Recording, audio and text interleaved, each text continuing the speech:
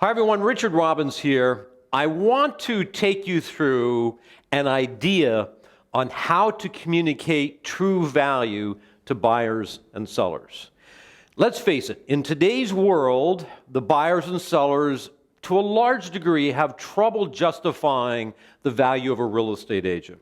They have access to all of this information, probably too much information, but anyway, we could debate that.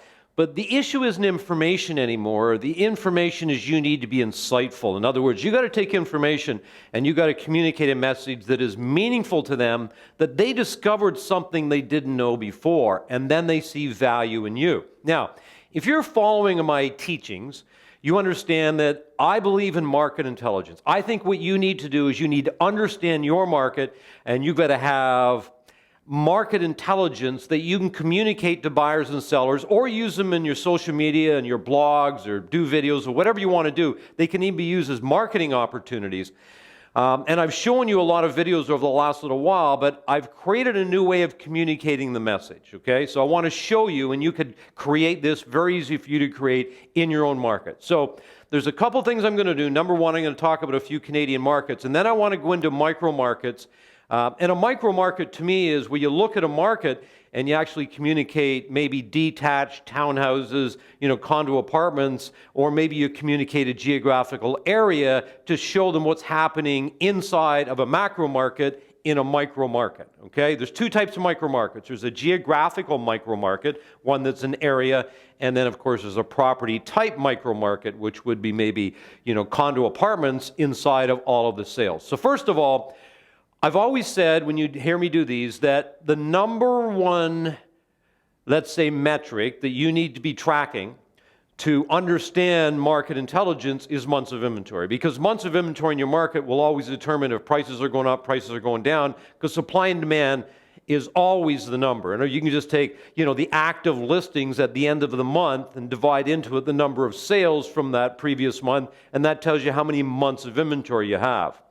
So, if you look up here, a balanced market is going to operate between 5 and 6 months of inventory. Now, if I look at, the Toronto real estate market, Toronto right here, you can see this is obviously January of 2017 to October. You can see that really had 1 month, went below 1 month, started to creep up.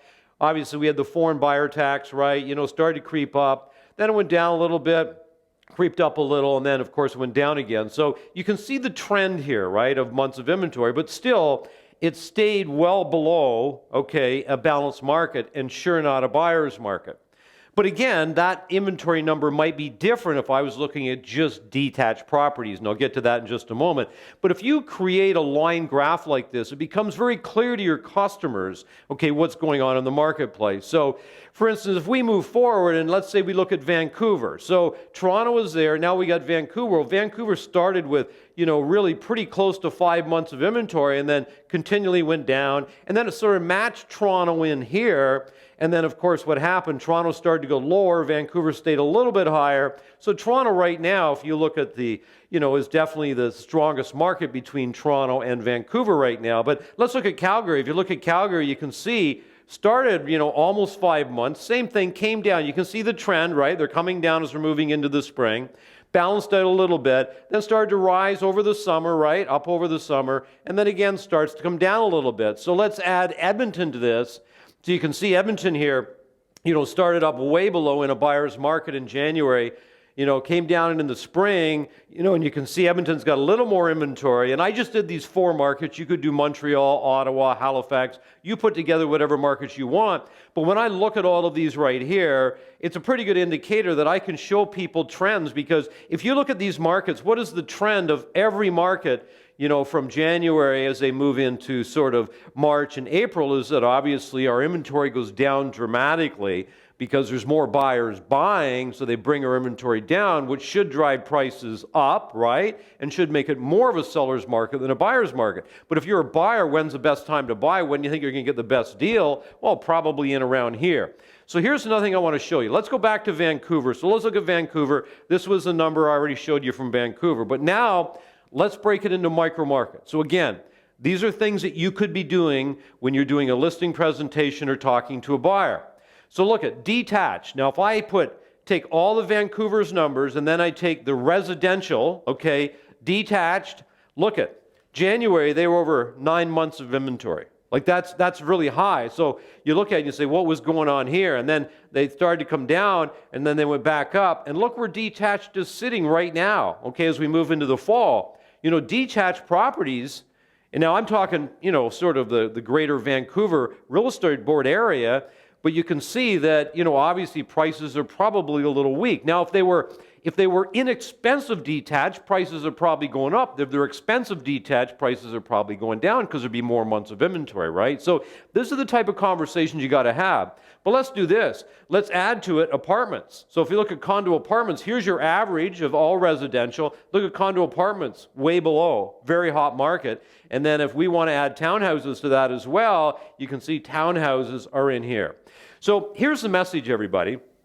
If you're out meeting with a seller, you're meeting with a buyer, then you got to bring value to the conversation. And that's through market intelligence. Now imagine that what you did is you started to graph, these are obviously the Vancouver markets right here, and you had balanced market right here, and you can show them trends. This is pretty informative for them. This isn't just information. Information is how many listings, how many sales. These are insights. This is market intelligence. This is what most people don't understand. So if I was meeting somebody and they had a detached home, I could show them what's going on in the detached market, or I could even find the months of inventory in detached, say under $2 million or under, whatever the number is you're working with, and figure out what the number is according to the average market, or if you're working condos, townhouses, whatever the case is. So anyway, I wanted to put something together because this here is visual. And remember, never tell them what you can show them. As a salesperson, you always want to show them, and you want to show them evidence, okay, from facts as to what's going on. Because remember, your job as a salesperson is to influence people to make decisions that are in their best interest. The only way they're going to make a decision, the best decision that's in their interest, is when they have all of the market intelligence they need. You could do this with, think about it, you could do this with days on the market, right? You could create a graph like this of, the percentage of list price to sale price over the course of a few months, or different geographical areas, or different property types. So anyway, I hope this was helpful to you. And remember, everybody, it's a beautiful life. Make it count.